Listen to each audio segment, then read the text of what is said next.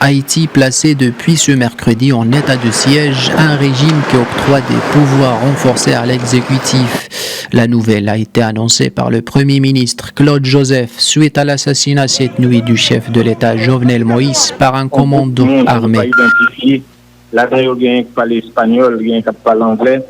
Le président a été assassiné chez lui par des étrangers qui parlaient anglais et espagnol. Ils ont attaqué la résidence du président. Son épouse a été blessée dans l'attaque et a été hospitalisée.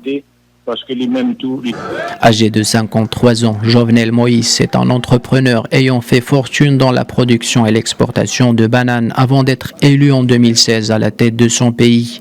Gouvernant par décret depuis janvier 2020 sans parlement et alors que la durée de son mandat faisait l'objet de contestations, Jovenel Moïse faisait depuis quelques mois face à une contestation grandissante en Haïti. Ses détracteurs lui reprochaient sa passivité face à la crise qui secouait son pays en proie à la violence des gangs. Redoutant un basculement vers l'anarchie généralisée, le Conseil de sécurité de l'ONU, les États-Unis et l'Europe appelaient à la tenue d'élections législatives et présidentielles libres et transparentes d'ici la fin 2021.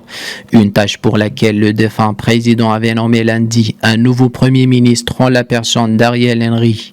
L'assassinat de Jovenel Moïse a suscité l'indignation de plusieurs dirigeants à travers la planète. Les États-Unis ont déploré une attaque terrible et tragique.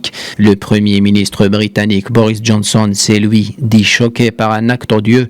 Le Conseil de sécurité de l'ONU a exprimé sa préoccupation quant au sort de la première dame que certains médias locaux donnaient pour morte. De son côté, le chef de la diplomatie européenne s'est dit inquiet par le risque d'une spirale de violence dans le pays.